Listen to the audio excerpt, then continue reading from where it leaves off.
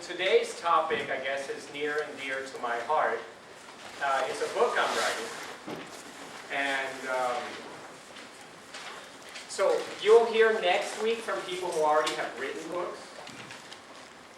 Gosh, I don't even know where to start. Why am I getting all... the thing about writing a book is it's a really hard thing, especially when you're not, as an academic, right? As an academic, we're trained to write articles. That's really what many of us in the sciences and in things like fields like philosophy and less so in sociology or history or literature.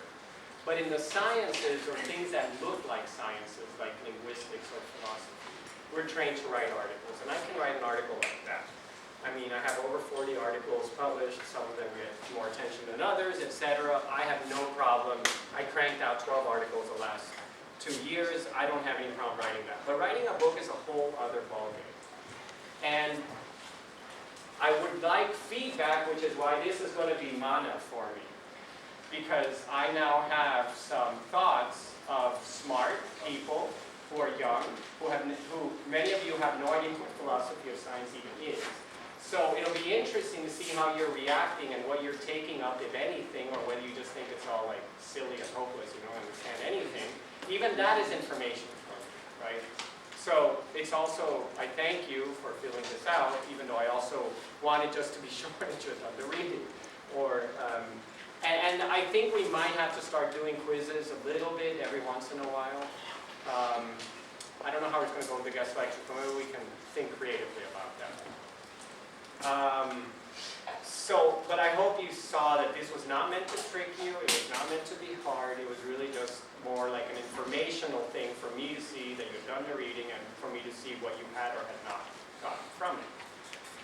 So writing a book is, you know, it's this huge thing. I mean, there's so many aspects to it and there's so many dimensions to it. And I had one student, I won't mention her name, come into class and come into my office hours today and sort of surprised me in her comment that, no, this isn't like reading Kuhn's Structure of Scientific Revolutions. I agree. It's not written, perhaps with the same fluidity, although I do think that I'm not so bad in fluidity, but I'm happy to receive critique. And I can already see where I have to reword some things and this and that. But possibly more importantly, because you haven't really read a lot of more contemporary stuff in philosophy, you don't really know what the... Philosophy isn't written like Kuhn or Freire. Philosophy is written like this, tiny, like a lot. Everyone supposedly knows more and more about less and less until they know everything about nothing. That's what academia is doing to all of us, okay? We know more and more about less and less until we know everything about nothing, okay? And it's in that context that I'm writing this. And I can assure you, I get critiqued by plenty of colleagues who read my more tame stuff, my more constrained, narrow stuff, and think that with this book, I either have people who love it, like very well-known professors who say this will be awesome, or I have people who say, I don't know what you're talking about. This is all over the map. And you know, I don't care. I try not to care about those people, because I'm doing this because it's what I love, it's what I've been thinking about for 5 years, and it's sort of, I know I'm tying things in a non-standard way, and you know, not everyone's going to like it or be interested in or this and that.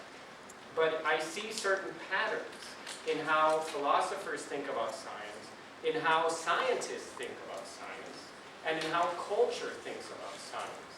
And also I see a way to re-navigate, or navigate, pun intended, distinctions and dichotomies that we often make, like art and science, subjectivity and objectivity.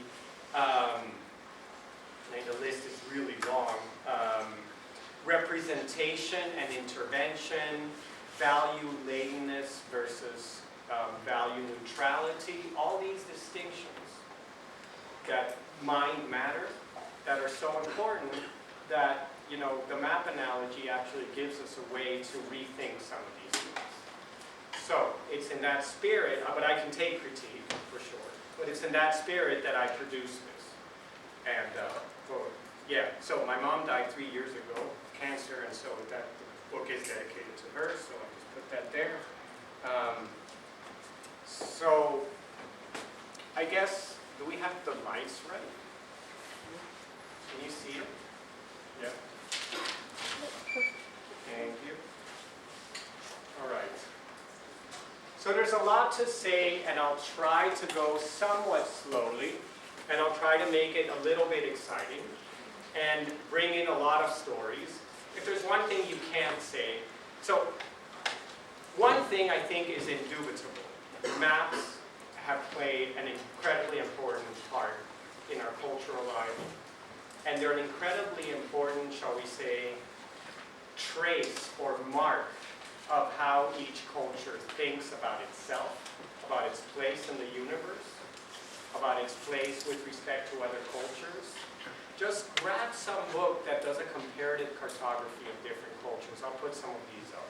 And you'll see how maps, like Chinese maps, as opposed to Mayan maps, as opposed to, Italian, it wasn't even Italy then, but, Portolan charts that were charting the Mediterranean. All these maps are just like fascinatingly different marks of art and science of the culture. Okay? And so that's the cartographic sources I'm trying to trace. The first map to show the America in words is this map. It's part of a much bigger map. It's called the Waldseemüller map. He was some Swiss guy, 1507. He draws this. He was very impressed by Amerigo Vespucci. You've probably all heard that America is named after Amerigo Vespucci, although I read never mind. I read a psychoanalytic Freudian interpretation about America yesterday, which was just intense. Like America's like ama, mama. It's like the breast and the mother.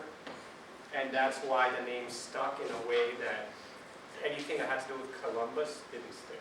But anyway, that's for lecture 5 on the cartographic sources of this. What's interesting about this map is that this German cartographer wrote America without knowing, and he drew it as an independent continent. But they didn't have proof yet in 1507 that America actually was independent. Because think about it. Remember I showed you that map of what Columbus's worldview, where the Pacific and the Atlantic were like mushed into one. That's what they thought it was. And when they discovered America, they didn't know whether it was like a peninsula of China or something. They had no idea, right? In 1507, it's only, there's a map to the map, it's only 15 years. 15 years after Columbus discovers America. Anyway, so there's all kinds of cartographic sources. In science itself, whether we're looking at past philosophers of science like Thomas Kuhn, contemporary philosophers of science, Helen Longino, they use the idea of scientific theories or maps all the time. And scientists use the idea of maps. I mean, maps are sexy. If you go to the blogosphere about anything that has to do with science, it's just a very common trope. It's a very common metaphor. Mapping the cancer genome. I take that from an article that appeared in Scientific American just a few years ago. It's all this talk about mapping the genome, mapping the brain, mapping the cancer genome, not just mapping the genome, but the cancer genome, etc. And then what I will try to show is how we can use maps and how we can use, and this is why my work, Amy, actually does do something new. Because there's a lot of people, a lot of philosophers of, okay, here's the problem that got me started. The problem that got me started is, do you know the story of Pygmalion and Galatea? Pygmalion, there's that famous play by George Bernard Shaw, 19th century. Pygmalion it's an old Greek myth. Pygmalion is a sculptor. He builds this marble sculpture. He falls so much in love with the sculpture. Her name is Galatea. He begs Aphrodite to make her into flesh and bones. Of course, there's sometimes good endings to these, or else it would all end in blood. Aphrodite honors his request and makes Galatea into a human being, and then they have kids. They actually have 2 kids, and they live happily ever after. It's one of the few good Greek myths that ends in and there's no dagger that comes out and kills someone, or no Saturn isn't eating his baby, isn't eating Zeus, etc. This is a good end to the story. But it resonates with the following joke I heard as an undergrad and have never forgotten. What do an artist and a scientist have in common? It's a joke, and there are many answers, but one version. What do an artist and a scientist have in common? You never heard this joke? They both fall in love with their models. And this had a profound impact on me when I heard it, when I was your age. And so what worries me in how scientists or how philosophers of science think about science is we sort of have this blind spot to what happens when scientists fall in love with their model, and then because of their relative elite positions, or because they're in certain positions of power, they can then dominate the scene. So actually, I have a lot of bickering with Kuhn. I don't think normal science is so hot. I'll be honest with you. I think Kuhn gave us a great model, and it's interesting. But I would like to think that science doesn't only operate such that the capos or the bosses get to determine who wins in a paradigm war, right? There I am more Popperian, and these are a lot of things you learn about. But Popper thinks there's always all this dialogue. There's all this criticism. Everyone is trying to duke it out with everyone else.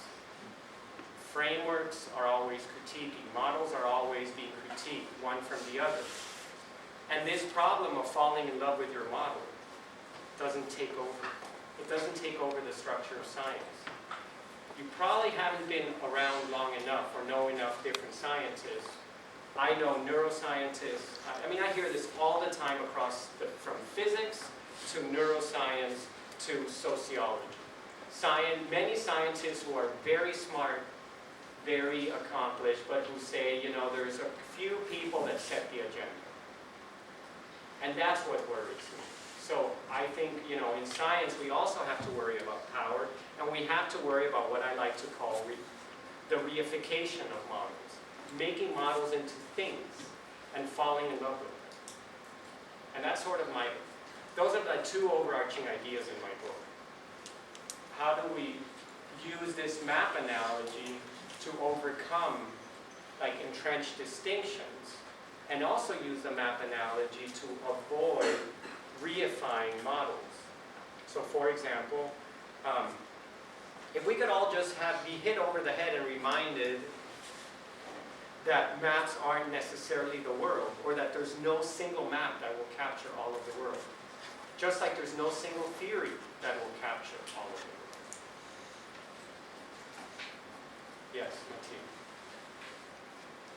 I get the analogy, but how can one say with such certainty that there is no possible any theory of everything? I mean, not now, we don't have it, of course, but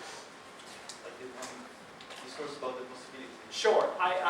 Here I was also accused of citing too many other people.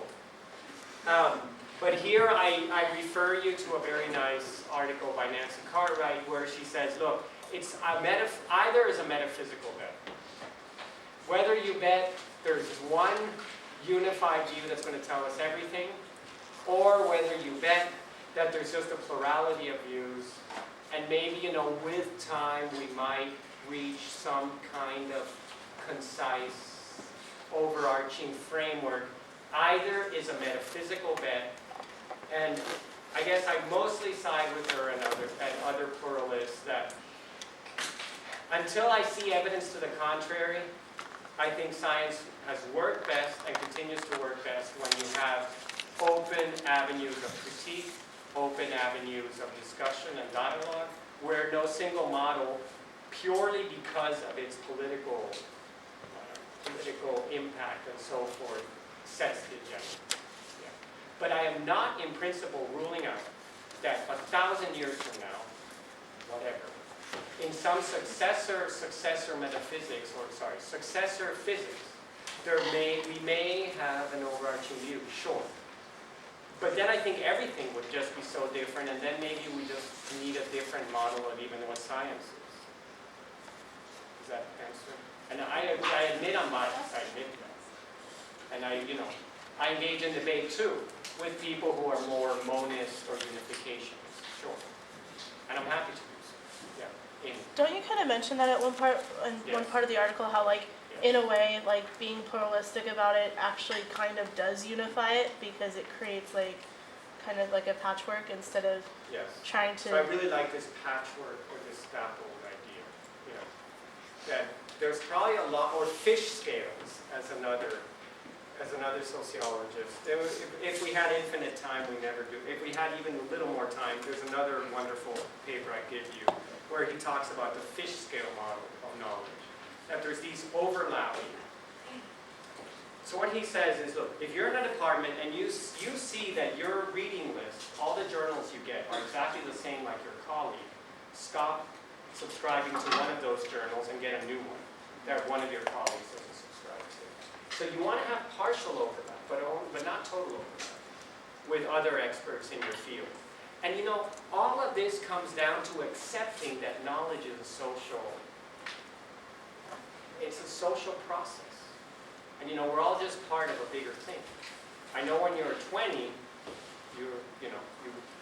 it's hard to see sort of the social, you hate society, or you want a revolution or something. All that is great. But in science, I think one of the great things, one of the interesting things is science really is kind of this social patchwork. It's a theoretical patchwork, it's also a social patchwork of overlapping fish scales. Yeah. Just because I think a lot of people in the class might be confused. I know it's like a really important concept in what we read, but can you explain reification more? Yeah, I And can. is it like objectification? Yeah, it's a lot like objectification. Yeah. Reification has other terms that get used a lot together. I know it's some fancy term. It's related to objectification. It literally comes from the Greek, and I say this in an earlier chapter, that's why I did it in this chapter. Re is res, which is Greek for thing. So it means to thingify an idea. It means to say like, To take away its subjectivity? to take away its subjectivity. I mean, the classic cases are like womanhood. I was going to say that I feel like with the reification, that one critique I have is to go more into the feminist framework as far as like Phil and Monica, Yeah, sure. what she was saying, Yeah. actually explicitly talking more Yeah, you're about quite right.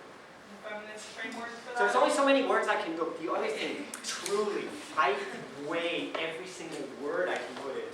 10,000 words, but I agree. I do it a little bit in other chapters, but I should just join the bandwagon. Yeah, why not? I should probably I'll side more feminist. I do, but I'll do it even more. I'll make it explicit. I mean, This is a feminist. all the quotes for that she said were the ones I thought were the best. So Yeah, I love her. Yeah, she's a friend of mine. I mean, she once looked at me and she said, Rasmus, you may be male, but you're a feminist. And that was high praise coming from her. She knows me well. I mean, she writes me better. Yeah, they are the best. I agree. Yeah. Okay. So, it's to make a thing. So, it's, again, what's another, I try to give criteria for what reification is. We're jumping the gun. But ontologize, narrow, and universalize. Galatea was made into a thing. He had an ideal. And then she became a thing. Or, why not? Here it is. Now, let me just go to the last slide. I know this is tiny than usual, but if you think I'm making shit up, let me just show you this. But how does, damn it. It's the bottom left bank. Yeah. Yeah. Thank you. Uh-huh. It's this one. Yeah. right? That one. All right. Look, this I take to be, these guys take the words out of my mouth. I can just say, look, if you don't understand this, then you don't understand what I'm talking about. Okay. The pernicious reification of financial models. These dudes, I'm going towards the end, these are two guys they were trained physicists. This guy, Emmanuel Derman, was the head of Goldman Sachs Research Division right before the crash in 2008. So you may think he's evil. However, he was writing internal memos to the president and to the top Goldman Sachs people saying, what you're doing with derivatives, what you're doing with subprime mortgage loans, etc., is disaster. It's going to cause disaster for us. He was writing this already in 2005 and 6, 2, 3 years before the crisis, which led to the Great Recession, etc. Speaking of, thank you for coming today because I'm competing with Obama's State of the Union address. So I thought about that on the way down. He's talking right now. He's probably done now. Maybe it's whatever her name is, the new senator, giving the Republican side of things. So he was complaining about this, and then he teamed up with this guy. And Derman has a wonderful book called Models Behaving Badly. That's the title of the book. Models, period, behaving, period, badly, period. And it has 3 parts. The first part is called models. The second part is called models behaving. And the last part is called models behaving badly. And he's hit the nail on the head. That's what I care about. Look, you don't know these fights because you're not a philosopher of science, but I am like a minority in my discipline. Everyone thinks models are transparent and they just work for us. They don't have like an internal ontology. They don't have biases built into them. We just use them. We're better than them. We can just figure out how to use them right. They're just as naive as you can immediately tell when you have a hammer and when you have a screwdriver, and you know never to hit your baby brother over the head with a hammer. Okay?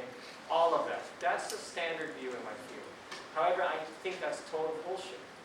I think a lot of these models, I don't think they're intrinsically evil, but they have a lot of biases and so forth built into them that make them have a dark side to them.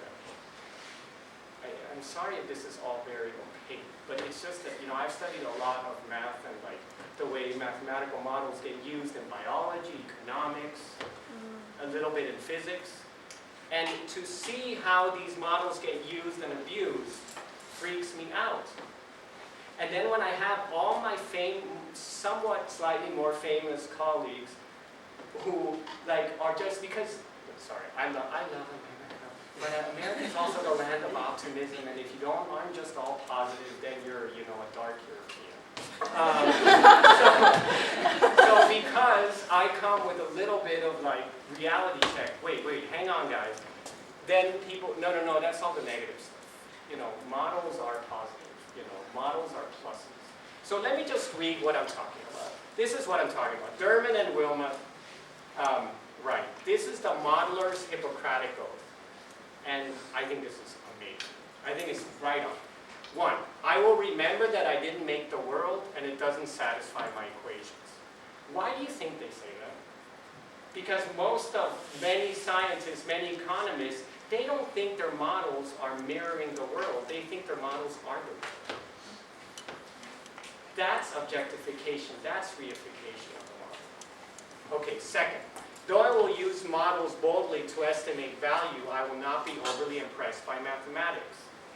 Second issue, many of us are very impressed by these fancy mathematical models that the economists bring to bear to the table, and then they convince Bernanke or Alan Greenspan, more relevantly, the chair of the Fed, Alan Greenspan, they convince him to do things a certain way. Because he's like, yeah, you guys are smarter than I am, and you've rolled out the model. Second, I will never sacrifice reality for elegance without explaining why I have done so. This is another Again, unless you've modeled and unless you think about these things, you may not be so familiar with it. But there is this trade-off between realism and elegance in models when you build mathematical models. Because the ones that tend to be more elegant is typically because they're simpler and you've added symmetries and you've added approximations and idealizations. But all these things take you away from the insane complexity that reality is. And so because mathematical modelers have to use idealizations and they have to use approximations, they typically forget that these choices of elegance, these artistic choices almost, take them away from the reality of what it is they're modeling. Okay? Interrupt me. It's not making sense. Okay. 4. Nor will I give the people who use my model false comfort about its accuracy. Instead, I will make explicit its assumptions and oversights. That's assumption archaeology. They're telling us to make our assumptions clear, to make your biases clear in your framework, whether your framework is a religious framework or a mathematical model framework or a philosophical framework. State your assumptions. State what idealizations you're making, what approximations, what symmetries. And very few people, again, I'm definitely not dissing on science. I actually think science is way cool. But it's typically the case that the guys who, unfortunately, it's typically guys, especially in economics and physics, which is where these guys come from. In biology, it's much less. There's much more women, even at the top, fortunately. It's typically the really smart people who really are like at the edge or at the... They sort of understand that there's all this complexity and this and that, but they tend to get simplified by the people who use my model. The people who use the model, no offense, but often when you have to teach a model, you have to simplify it like times 100. I mean, that's just a fact, right? I mean, I'm simplifying philosophy of science to no end in here, and I don't even feel I'm getting very much across, and I'm sorry. And I take it upon myself, not being the most elegant expositor of some of these ideas. But it's really hard to teach a model. It's really hard to sort of get the complexity that sometimes these better people, I say better, I mean, sort of people one looks up to who are, sort of people who have developed interesting stuff in the field, they don't always reify.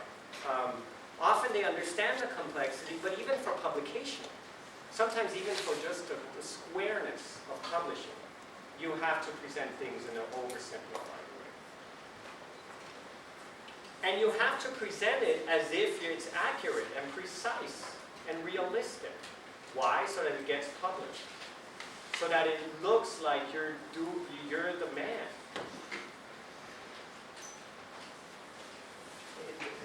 Anyway, okay. And the last point, I understand that my work may have enormous effects on society and the economy, many of them beyond my comprehension. Now, if you're working on economic models, this is a particularly important thing to think about. But it's not the only place. Think of climate change models.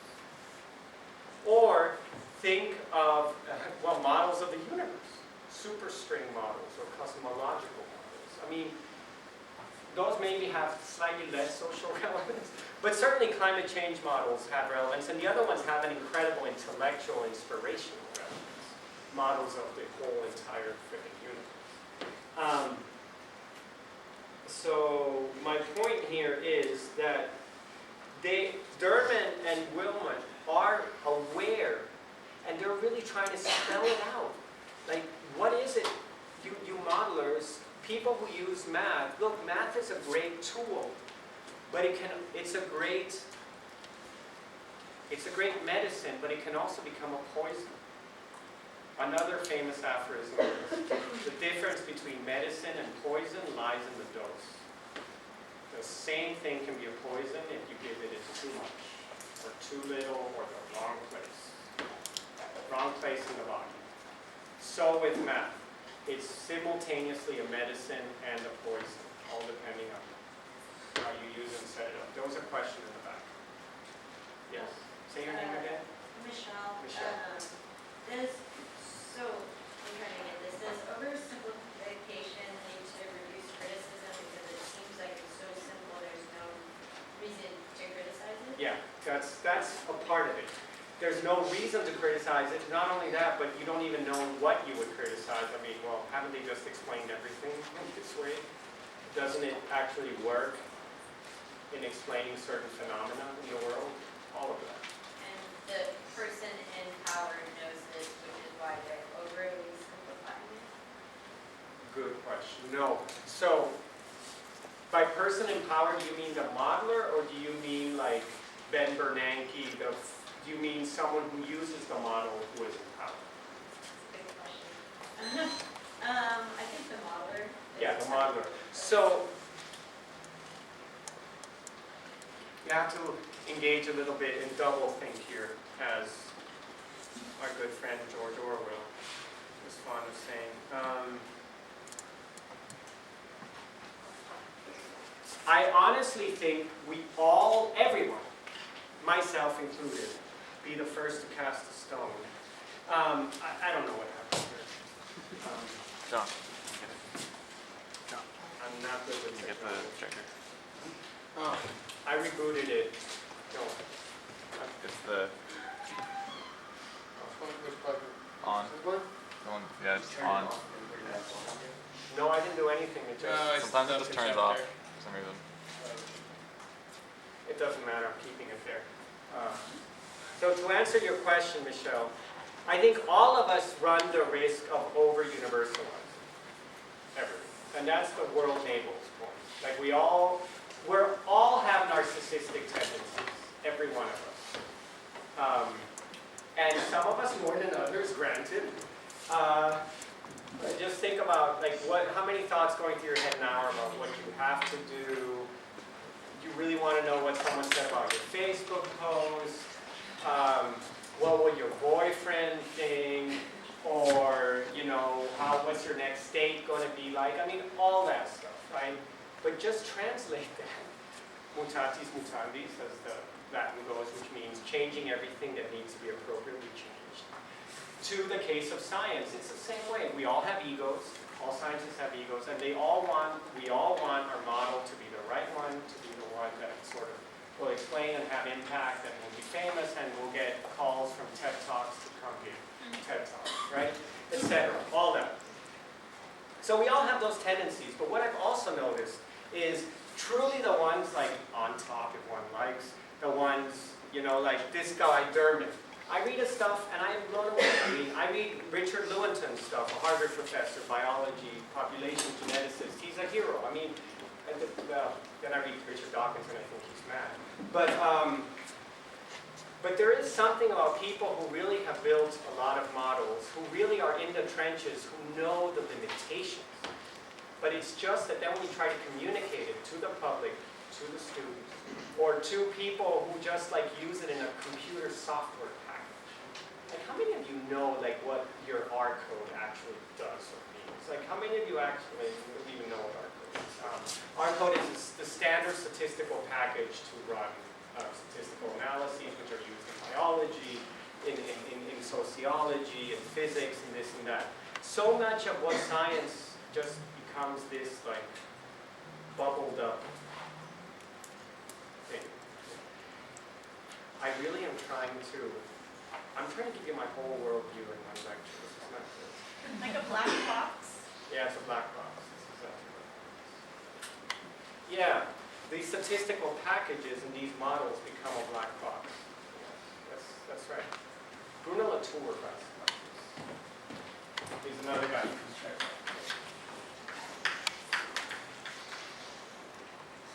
Look, I'm telling you this because we're going to have all these guest lectures. Michael Anderson, as much as I love him and is great, I think he's a fantastic person and he has a fabulous research program. And he's going to stand in front him tell you why his view is the right one, etc. I mean, don't we all do this, right? And I don't think that's necessarily bad, but can we have some humility? Can we have some view that we might not have full truth? And can we admit that we actually have to work with others and that my view is necessarily not even the right view? No view is a complete view. I guess, yeah, Mattia, your question is right, but ask me in 1,000 years. I mean, we're nowhere near that. Yes. Do you think that large public institutions intentionally try to limit like the ideas of scientific pluralism? Yes, I think they do in many ways. I think publications and institutions, journals do because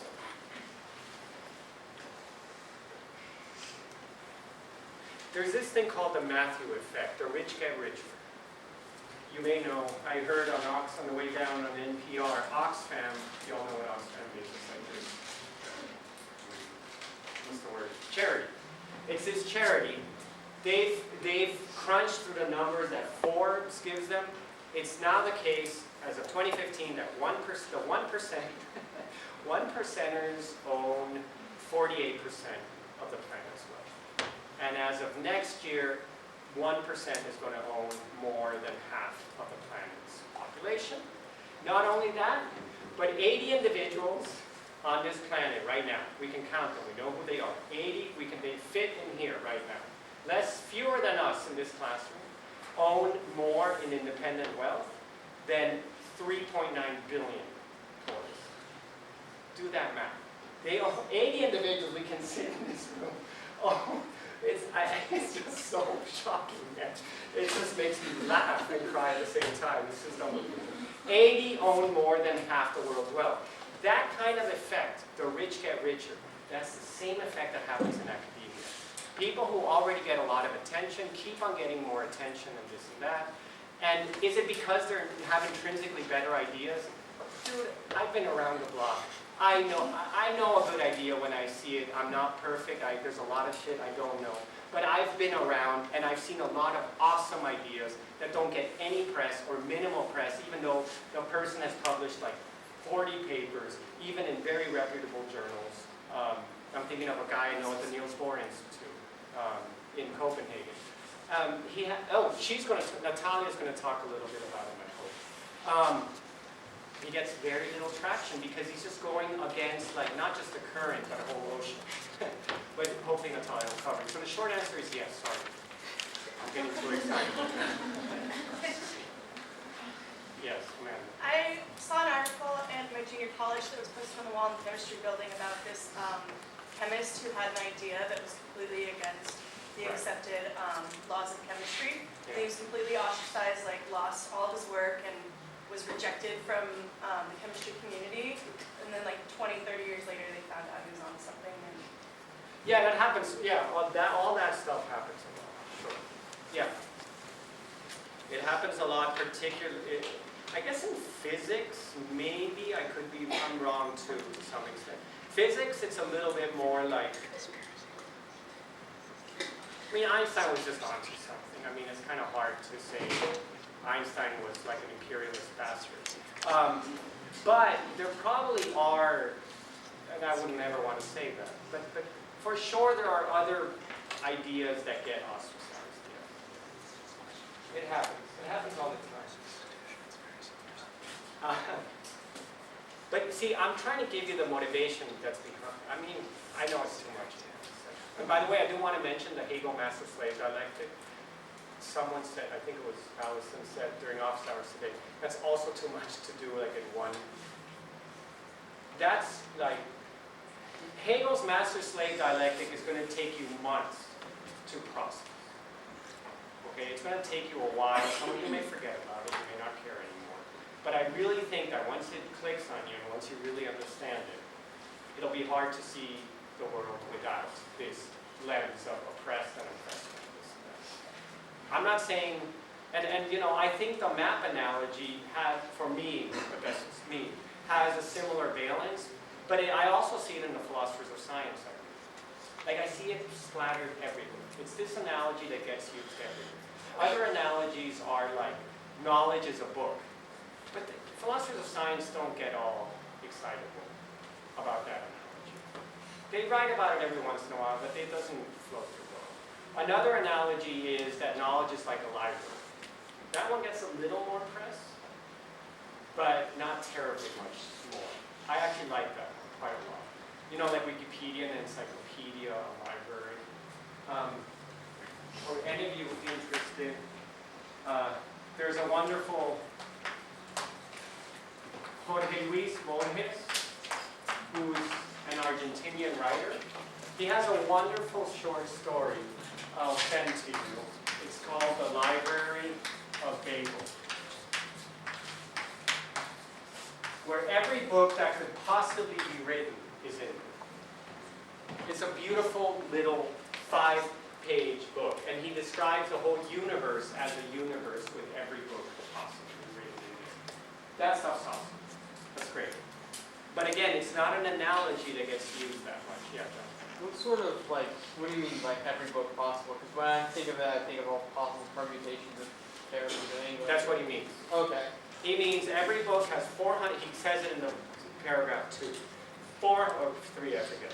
400 pages, has 26 lines on every page, 26 characters, it has 40 lines on every page, and every possible permutation is in there. And so then he talks about these tribes of librarians that emerge, where they're trying to find the book that will refute the book they have. Or they're trying to find the exact right Hamlet, the one that has the exact right characters, etc. And many of them go crazy in this search, and they throw themselves over the hexagonal thing, and then they just fall into emptiness forever. Because the whole universe is this library. It's a wonderful story, and someone should make a movie out of it, or a short film. I don't know why no one has, that I know of. But something, yes, right. Okay, so last week I asked, like, if generally scientists or people think that there's one answer, or like one answer to the universe, and you said people you talked to said yeah, but like admitting the flaws in your models and stuff, wouldn't the ultimate answer be distorted? Good. Good. Hey. Actually, that's a great question. Even at the end of time. Okay. Yeah, that's a very nice question. Even at the end of time, if you still accept bias. That's a great question. I mean, you stumped me. You stumped me in ways you don't even understand. But this is very helpful. Thank you. And ways I can't even express. Not right now in front of 90 people. I'd like to talk to you more about it in person.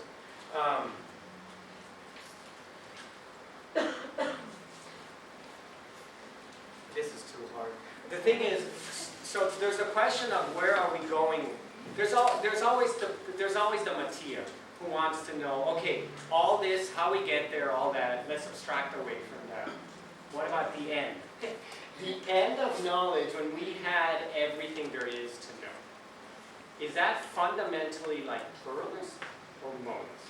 And you don't know if you noticed, but I tried to get to some of that when I talked about Geary and Kitcher on one side. These are names that don't mean anything to you probably, but to any philosopher of science, they will mean a lot.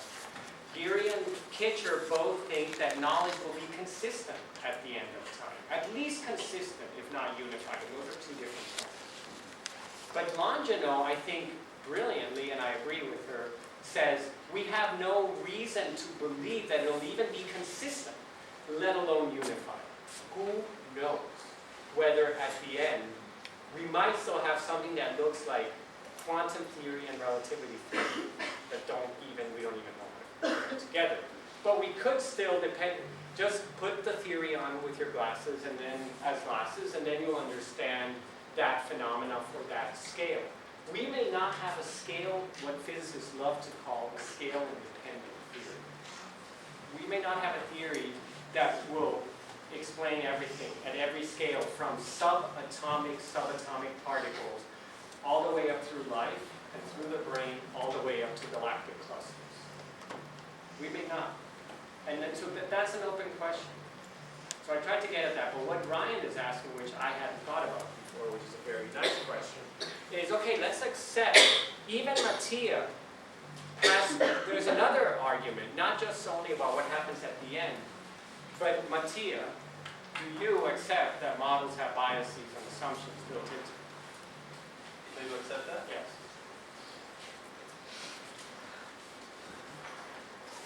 I mean, of course, yes, from point of view, but at the same time, like, an agnostic answer is always the right one, I would say.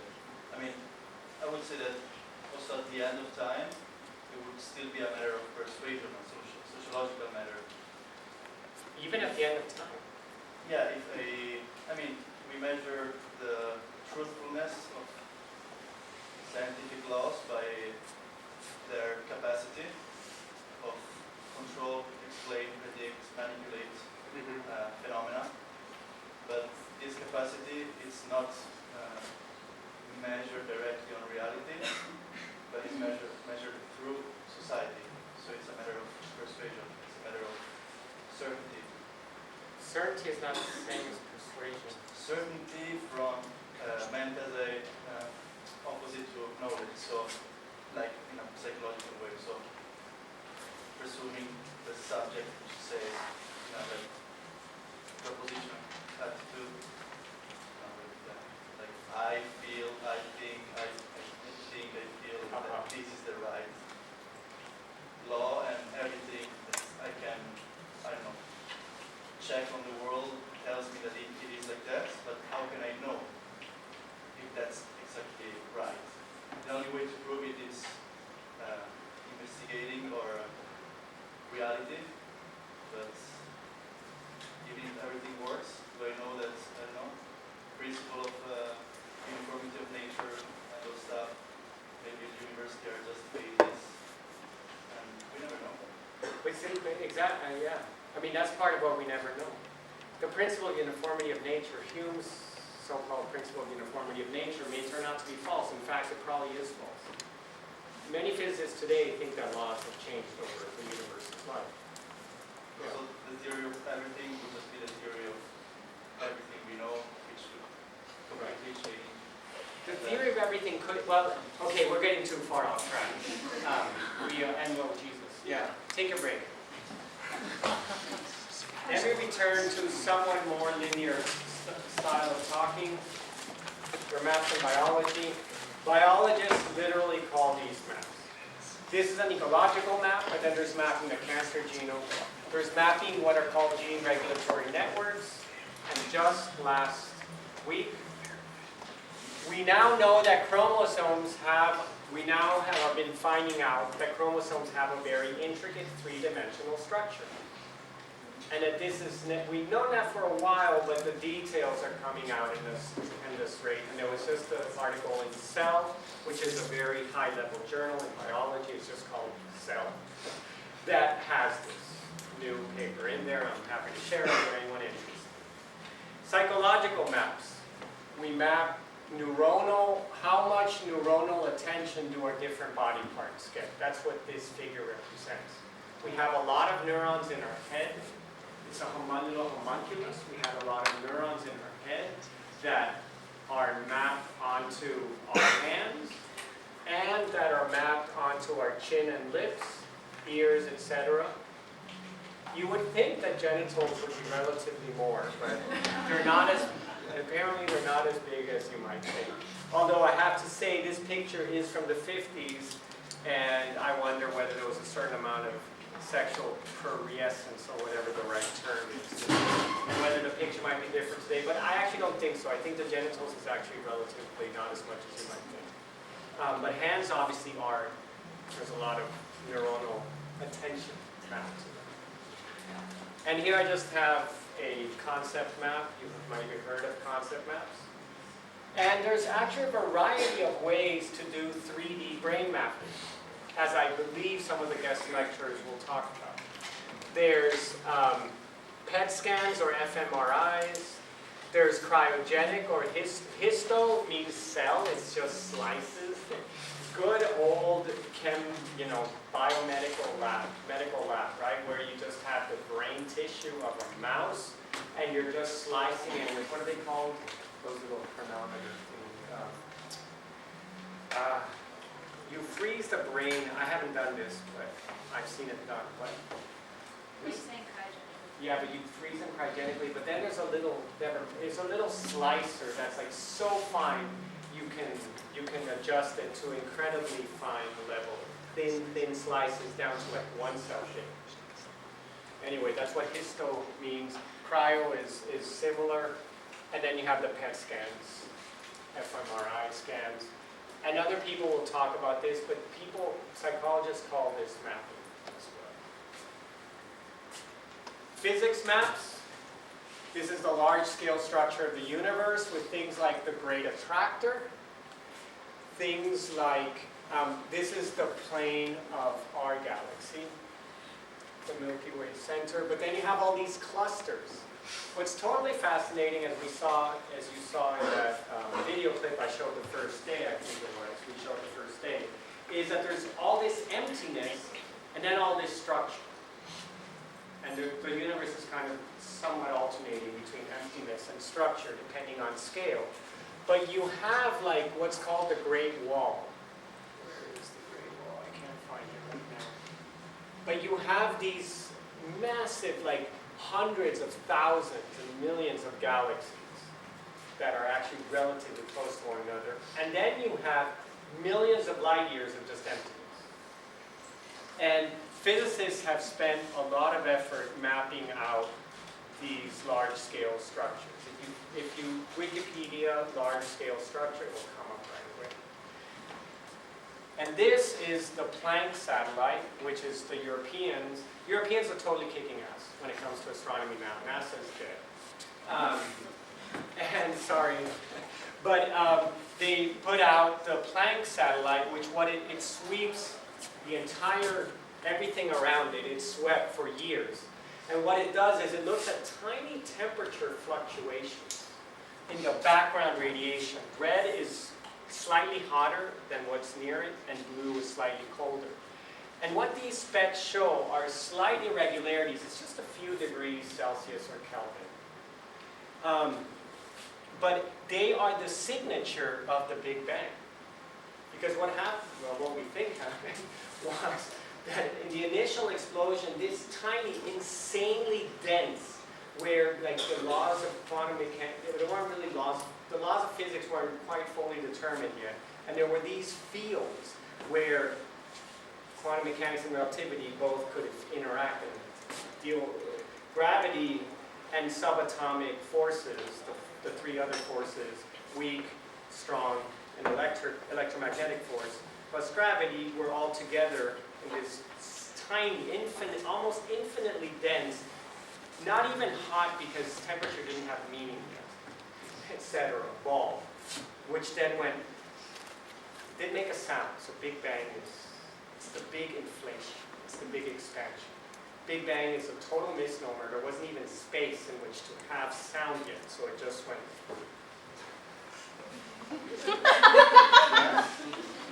And space expanded faster than things expanded for for a few seconds at least, etc. But there were some inhomogeneity in this initial thing. And that's what these show, the inhomogeneous nature of this initial little ball. But, and this is literally the footprint of the initial, because this is as far out as we can see. And that's, as far out as we can see, is what was left from the Big Bang, about 14 billion years ago. This is not a class in cosmology, but this is the mapping. This is the mapping of the galaxies.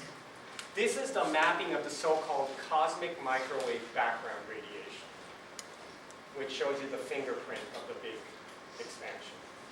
And what this is a tattoo, yes, but it's a tattoo of particle interactions. And Large Hadron Collider, how many of you have heard of that? What happened? What did they discover recently in the Large Hadron Collider that everyone thought was cool? By recently, do you mean like last year? Last year. So. Higgs boson. The Higgs boson. What is? Well, never. The Higgs boson was a particle that was like the missing brick, as it were, in the standard model, and they found it. But it has a weird, it doesn't matter. It has a weird energy signature, so a lot of this, we still don't know a lot. It's right in the middle between two energy signatures that the two standard overarching theories would predict, and it's right in between what so-called multiverse theory versus so-called supersymmetry theory predicts, and it's right in between, which had all physicists freaked out. They think it's so cool we now know, but this is so bizarre. We have no idea what to do. So we're just back to, not to square one, but there's a lot of excitement in the physics community about cosmology and particle physics. It's a particle. It's a particle. It's a particle. Yeah, it's a wave particle. It's a fundamental particle. It's yeah, but it has a weird energy. So there's maps and literature. I'm just going to read one little Alice in Wonderland. For some minutes, Alice stood without speaking, looking out in all directions over the country, and a most curious country it was. There were a number of tiny little brooks running straight across it from side to side, and the ground between was divided up into squares by a number of little green hedges that reached from brook to brook. Lewis Carroll wrote Alice in Wonderland. Lewis Carroll was slightly mad, and he was totally awesome, and he was also a logician, and he cared a lot about like weird mathematical puzzles like Zeno's paradox. You can look up Zeno's paradox if you care to. And he's also, I didn't put this up here because it was cliched, but I guess it wouldn't be cliched to you. He has a cliched quote where he talks about this old stodgy German professor who talks about making a map of a one-to-one relation with the world. But what's the problem with making a one-to-one map? It's exact same as the world. It would just be a copy of the world. You wouldn't learn it. To have knowledge, we actually need to throw properties out. We need to throw stuff out. But because we throw stuff out, we can't capture everything. So that's the eternal paradox of representation. You see? All pieces of knowledge are incomplete renderings of the world. And in order to have knowledge, we need to throw out things from the world. I can't capture everything about you. I have a representation, I'm just going to pick on someone. I have a representation of Aurora, okay?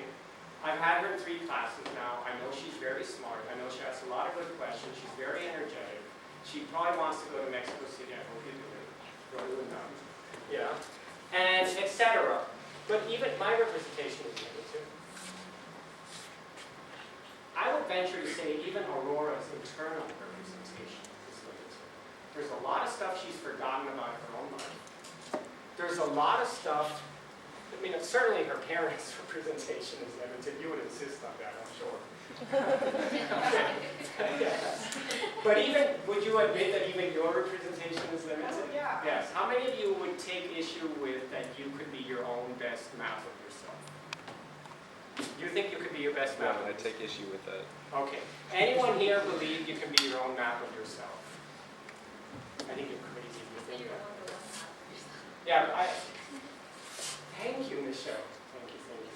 What I meant to say, you could be the one-to-one map. I do think you can be any kind of map. You could be a Mercator map, you could be a Peters map to yourself, you could be a mole lighting map, but a one-to-one map, no.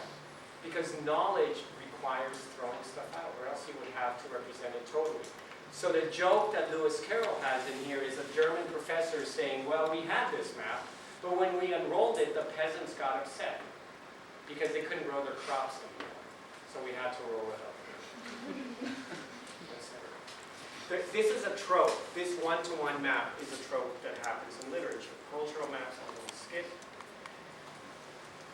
I'm sure I'm out of time. 10 minutes. You've seen this. And maybe not doing so fast. Okay, scientific theory is a map of the world, blah, blah. Do I want to go through this? Are there any questions? I do want to continue. There's been a lot of good questions. Here I call on you, Mattia. Yes, speak, son. Yes. Yeah, you said that you made this kind of analogy between knowledge and representation, Yeah. but I was thinking that, like, for example, if you take a physical formula, we can regard it as knowledge, even if it's not a representation. So it's like a tool which allows us to know and again control, manipulate, and predict phenomena and so on. So, like, knowledge can also not necessarily be a representation, but it can also just be a tool which allows us to manipulate reality in an efficient way. Are all sorry. But a formula is a representation, because we have to make the formula, we have, like, numbers are a representation, Right. so. Yeah, I think Aurora's right. I mean, I think you're right, Mattia, to point out that there is a difference between knowledge and representation. But I think, I don't know, but I could be wrong. Representation, at least in the literature I deal with, and I do think there's truth to this. What about art?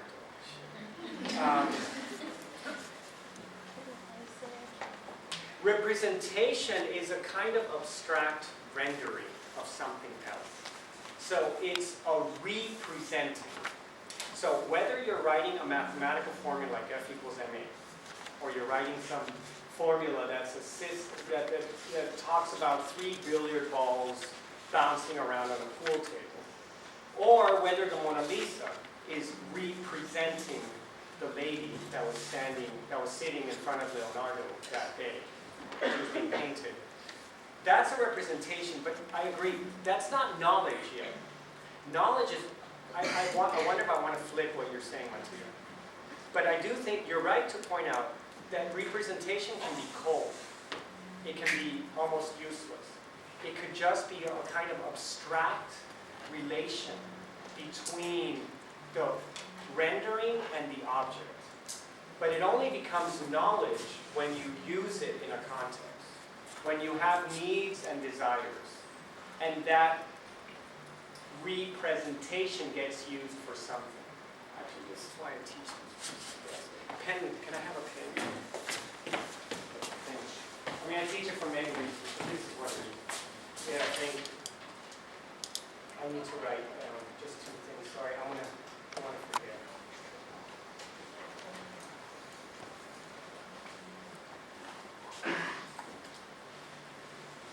There was Ryan's question.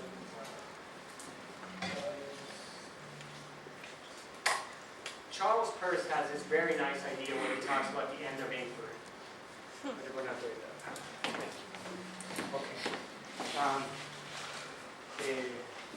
Yeah, so does that make any sense? Is that kind of what you were trying to get at? Or not? Almost, but I didn't quite completely get why, like a physical formula, or let's say a hypothetical theory of everything would still be a representation. It would consist of, I do think it would consist of representations. I think most philosophers would agree with that. It would have mathematical functions, it would have mathematical theories. And to many philosophers, not everyone, Dennis Wood wouldn't agree with maps, but they are representations in that, what is a representation? It's a diagram, or a sentence, or a concept. It's some mark on paper or something, or it's a painting that targets, that has an arrow to something else. Typically something material in the world, but not always. So think of the Mona Lisa, or think about your dream. When you have a dream about, you have some stress dream or some erotic dream, typically it's an arrow to some object in the world too. And that's what the representation relation is. There's a lot of literature I can give you on this. Let's not do it right now. But I do think knowledge is a richer term. Knowledge is a thicker term than representation. Representation is just a relation between represented and representant. But could you 10. have knowledge without the representation? Yeah, that's exactly the right question also. Can you have knowledge without representation? Unless you're a mystic, I don't think you can. I'll grant that, people who think they have, direct access to a greater this and that, fine. But then you may not have representation and you have some kind of knowledge. I'm not sure how valid the knowledge is, but that's a separate discussion. But you could probably claim you have knowledge. But certainly scientific knowledge, and I do think artistic knowledge requires representation. But representation doesn't exhaust knowledge. It's a necessary, as philosophers love to say, it's a necessary but not sufficient condition for knowledge.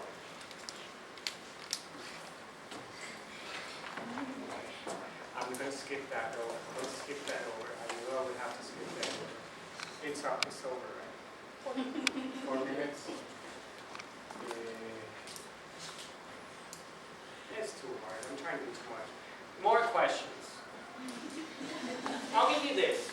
Now, this is a nice picture. We like pictures. Who doesn't like pictures? Does anyone not like pictures here? That's another good one.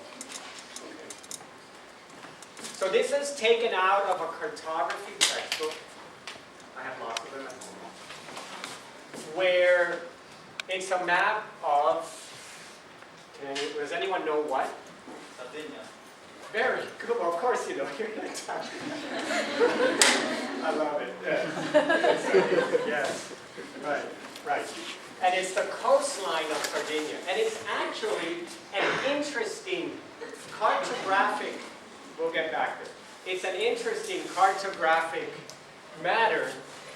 Again, reality is complex. How do we abstract or generalize?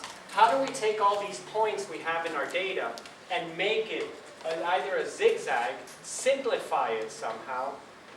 What about when you have a bunch of highways together and you want to represent them so that they're not all like jumbled up together, so that the user, the map user can actually, this is all in chapter 3, by the way, which I didn't give you. The map user can read the map in a way that is useful. Or, simplification is choosing just the right data points. Smoothing is taking irregular, actually Google Maps uses technology that's doing this kind of stuff. You have to smooth roads all the time, or else it would just look like this often on a map that has effectively, shrunk the world so much that even what to us when we're driving seems, just like this, on a shrunk map becomes right? So this software has to choose different points and then smooth out irregularities. These are processes of what cartographers call abstraction. And I'm only going to gesture. Philosophers and scientists care a lot about abstraction too. And I believe that we can learn, as philosophers of science, which I've tried to show in several papers, we can learn something about scientific abstraction from cartographic abstraction. I have no idea how many I'm convinced. But this is a nice picture of what happens. You take the coastline with all its regularities and irregularities, and you increasingly smooth it. And the fact of the matter is you don't lose that much information. And especially when you're making maps that have like all of Italy or all of Europe, you have to do this. Because, or else the ink would literally like blotch on top. You see that? So this is a process of abstraction too, and it's very similar to how scientists abstract. Yeah, so to give you, I'll end with this slide. To give you some more visualizations of what the hell I mean by reification. We've already learned about the scientist or the artist falling in love with their model. This is like the kitty cat looking in the mirror and thinking they're a lion. We do this all the time. Literally and figuratively. Right? How many of you have never mind. How many of you have not done this? Dare say you haven't done this. Okay? All right. But I think models and the way scientists use models do this too also. They look in the mirror and they think their model can explain much more than what it actually can explain. And its predictions really aren't as hot as they think their predictions are, etc. This is the last sort of visual, artistic way I'll present reification. Imagine this is a Japanese installation artist. Imagine you're building this world with like only plastic. It's not clear where the kitchen is, it's not clear where the toilet is, and there's just these like little shapes and so forth on the walls. But then imagine what would happen if you walked into this, walked around, and eventually came to believe that this was your entire world. I'm just trying to play with your mind here. It's not impossible to imagine that someone could do that. They could walk into this and make it their own world. And that's what this is. This is another way to think about reifying as you're universalizing. That's universalization. This is ontologization. This is like universalization and narrowing. You think this is like your entire world, and the world is highly narrow. Thank you for your patience. Bye. See you Thursday.